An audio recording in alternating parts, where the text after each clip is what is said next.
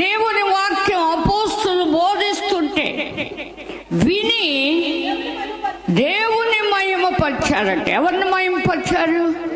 దేవుని వాక్యం విన్న మీరు దేవుని మహిమపరచటానికి బ్రతకాలి. దేవుని స్తోత్ర. అన్య జనులుగా ఉన్నప్పుడు దేవుడు మిమ్మల్ని ప్రేమించి తన వాక్కుతో మిమ్మల్ని బ్రతికించినందుకు ఎవరిని మహిమపరచాలి?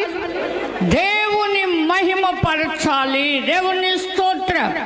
చదవండి.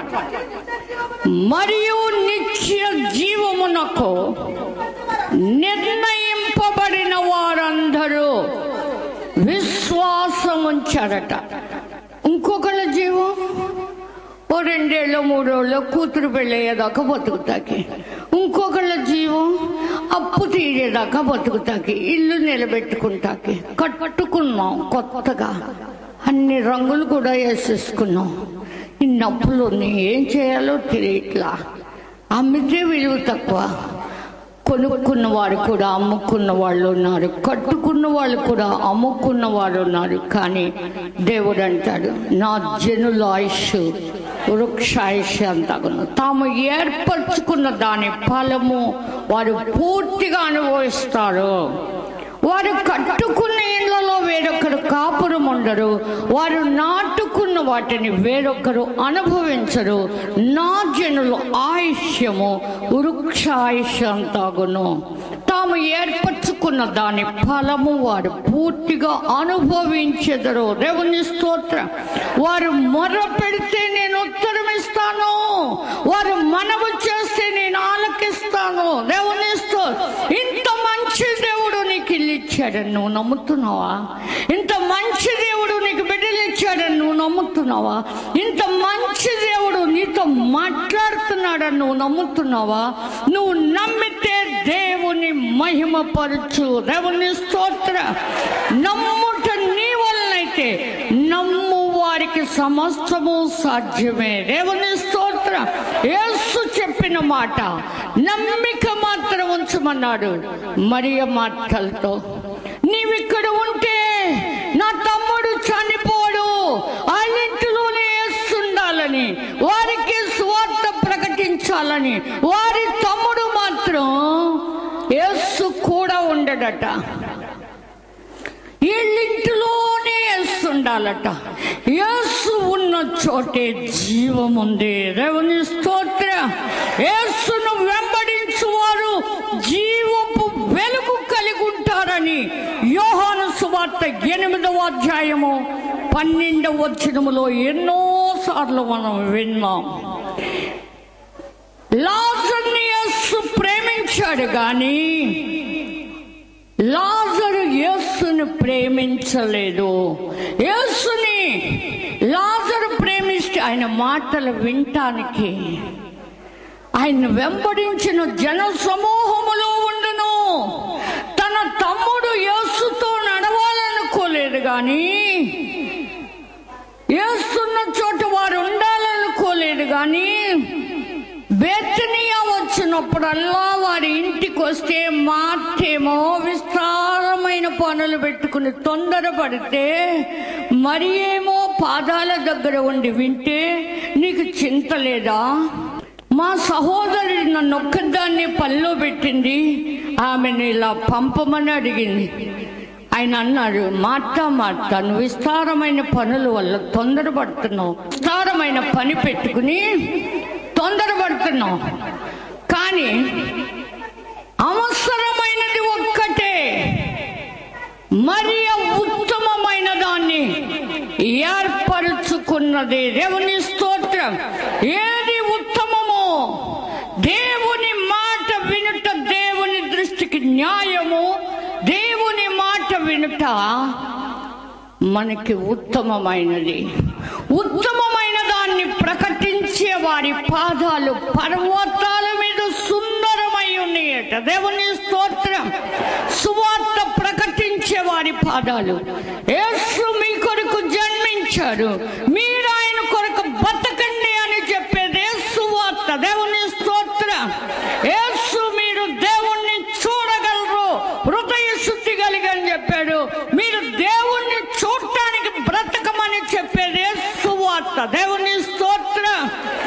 దేవుడు ఆదిలో ఆదామవల్ని తన యొద్ద నుండి తోలివేశాడు, కానీ క్రీస్తు ద్వారా తన దగ్గరికి దేవుడు చేర్చుకుంటాడు అని చెప్పేదే సువార్త. దేవుని స్తోత్ర.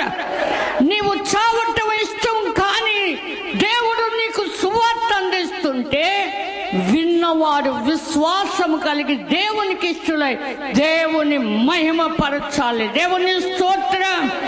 ఒకవేళ దేవుడు మహిమ గలవాడు కాడని నువ్వు గర్వపడితే ఆయన నీ కొరకు ఏడుస్తున్నాడని యెర్మీయా గ్రంథంలో 13వ అధ్యాయములో ఉంది. గర్వపడకుడి, యెహోవా ఆజ్ఞ ఇచ్చుచున్నాడు, గర్వపడకుడి. మీ పాదములు చీకటి కొండలకు తలగక మునిపే వెలుగు కొరకు మీరు కనిపెట్టుచుండగా దానిని దేవుడు, అంటే వెలుగుని దేవుడు గాడ అంధకారం చేయడు. మీరు కనిపెట్టే వెలుగేదో మాకు తెలియదు.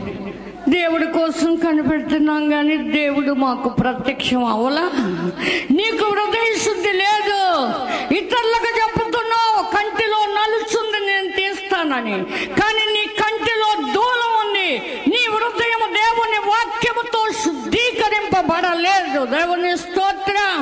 నీ హృదయం దేవుడు తెరిస్తే నీవు ఆయన మాట యందు లక్ష్యముంచుదు. దేవుని స్తోత్ర. లూదియా హృదయాన్ని తెరిచిన దేవుడు పౌలు గారి బోధ వినటానికి ఆసక్తి కనపరిచి, నేను ప్రభువునందు విశ్వాసము గలదాన్ని అయితే నా ఇంటికి రమ్మని కోరినప్పుడు పౌలు గారు వెళ్ళాడు. దేవుని స్తోత్ర. విశ్వాసులతో పరిశుద్ధులు ఉంటారు, అవిశ్వాసులతో ఉండలేరు. దేవుని స్తోత్ర. విశ్వాసకి అవిశ్వాసకి పొత్తు కుదరదు. దేవుని స్తోత్ర. క్రీస్తునకు బెలియాలతో సంబంధమేమి? జీవము గల దేవునికి విగ్రహాలతో పొందికేమి? మీరు జీవము గల దేవుని ఆలయం. దేవుడు మీలో ఉండి మాట్లాడాలి. మీరు వింటమే కాదు, విని మర్చిపోవటమే కాదు. మీరు విన్న వాక్యం మీరు దాన్ని గ్రహించకపోతే మీ హృదయంలో నుండి దుష్టుడు ఆ వాక్యాన్ని ఎత్తుకుపోతాడంట. దేవుని స్తోత్ర. నీతి కలిగిన దేవుని మాట, నిన్ను బ్రతికించే మాట, ఆ దేవుని గురించే నువ్వు సాక్షిగా ఉండటమే నీతి ఫలించటం, మమ్మల్ని సంతోష పెట్టటం. నీతిమంతుల చూడండి, నీతిమంతుల సభలో దుష్టులు నిలవలేరు. దేవుని స్తోత్ర. దుష్టుడు ఆదాము అవ్వలని మోసగించాడు, కానీ నీతిమంతుల సభలో దుష్టులు నిలవలేరు. దుష్టుని జయించే అధికారం నువ్వు కలిగి ఉండాలి అంటే దేవునికి లోబడు. నీ ప్రవర్తన అంతటిని ఆయన అధికారానికి ఒప్పుకో, అప్పుడు ఆయన నీ త్రోవలను సరళం చేస్తాడు. నువ్వు సంపాదిస్తావా? నీ ప్రాణాన్ని సంపాదించుకోగలవా? ఒకడు లోకమంతా సంపాదించుకొని తన ప్రాణాన్ని పోగొట్టుకుంటే వానికేం ప్రయోజనం? నేను నా ప్రాణాన్ని పోగొట్టుకునే సందర్భాలు ఎన్నో వచ్చినాయి. పోయిన ప్రాణాన్ని మరలా ఇచ్చాడు. నీ శక్తి ఇంతనే. దేవుని స్తోత్ర. నీ శక్తి ఇంతే. నీకున్న శక్తి కొంచెమే. ప్రకటన గ్రంథం 3వ అధ్యాయం 8వ వచనంలో ఫస్ట్ దేవుడు నన్ను కలుసుకుని మాట్లాడిన మాట, నీకున్న శక్తి కొంచెమే. నీవు నా వాక్యమును గైకొని నా నామము నెరగనలేదు. దేవుని స్తోత్రం. నీవు నా వాక్యాన్ని గైకున్నావు. ఆనాడు లాజరును బ్రతికించింది నేనే అని నువ్వు ఇప్పుడు వరకు ఎరక్కపోయినా, ఎప్పుడో బోధకుల మాట విని నువ్వు లాజరును బ్రతికించాడని ఎన్నో చూడు. వడ్డీ గారు ప్రకటించిన టైంలో నేను విన్నాను. అప్పుడు పడిన ఆ విత్తనం నా చేతిలో ఉన్న మృతుడిని బ్రతికించడానికి నేను ప్రార్థించే ఆత్మను దేవుడు నాకు ఇచ్చాడు. దేవుని స్తోత్రం. దేవుని వాక్యము సజీవమైనది. దేవుని వాక్యము జీవము కలిగింది. ఆ వాక్యం మీరు విని దేవుణ్ణి మహిమపరచండి. దేవుని స్తోత్ర. నిత్య జీవాన్ని పొందండి. ఇప్పుడు బ్రతికి ఇది గొప్పది కాదు. ఎవరో నిన్ను పడగొడతాకి రెడీగా ఉంటాను.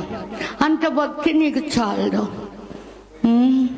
గోడ కూడితే మెత్తుకోవాలి కదా, అలాగే మందు వాడుకోవాలి. యెషయా కూడా అంజూరపు ముద్ద కట్టుకోమని చెప్పాడు కదా హిజ్కియాకి.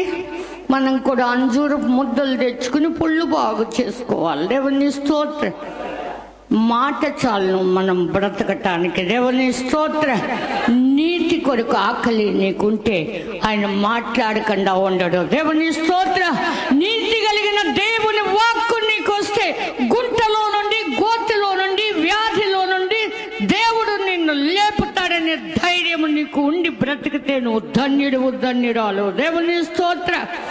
నీతి కలిగిన దేవుని మాట వినేవారిగా, ఆయన చూడగలిగే కన్నులిమ్మని, ఆయన మాటలు వినే చెవులిమ్మని, వినగల చెవి, చూడగల కన్ను, ఇవి రెండు యెహోవా వలన కలిగేయంట.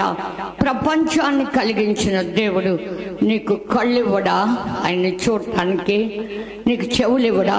ఆసక్తి కలిగి మొరపెట్టండి, దేవుడు మీకు తోడై ఉంటాడు. దేవుడి వాక్యం దీవించునుగాక. ఆమేన్.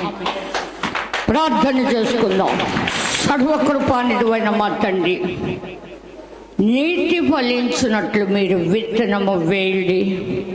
ప్రేమనే పంటను కోయమన్నావు, ప్రేమనే కోతను మీరు కోయమన్నాడు. అంతేకాదు, నీ ప్రవర్తన ఆధారం చేసుకుని, నీ బలాఢ్యుల్ని నమ్ముకొని నీవు అక్రమము చేయొచ్చు అంటే, అక్రమం ఏం చేయటం కాదు, అక్రమకారులతో కలిసి దేవానికి దుష్టత్వపు పంటకై దున్నారని, పాపాన్ని కోసారు అంటున్నావు. కానీ ఇదిగో ప్రభా, నీతి ఫలించినట్లు విత్తనాలు వేసి ప్రేమనే పంట మేము కోయటమే కాక, నిన్ను వెతికితే ఇది వరకు ఎన్నడూ దున్నని బీడు పొలాలు దున్నమన్నావు తండ్రి. నీ కొరకు వెతికిటానికి ఇదే సమయమని, వెతికితే మీ మీద నీతి వర్షం ఆయన కురిపిస్తాడు అని హోషేయ ద్వారా నువ్వు మాట్లాడావు తండ్రి. కనుక నీతి నీ మాటలే ప్రభా, నీ మాటలు వాన వంటివి నాయన. నీ మాటలు ఆకాశం నుండి వచ్చే వర్షం వంటివి, హిమము వంటివని, విత్తువారికి విత్తనాలు ఇచ్చేవని, ఆహారము భుజించే వారికి ఆహారం ఇవ్వటానికి చిగిర్చి వర్ధిల్లినట్లు చేసేవని నీ పరిశుద్ధ గ్రంథములో వింటున్నాం తండ్రి.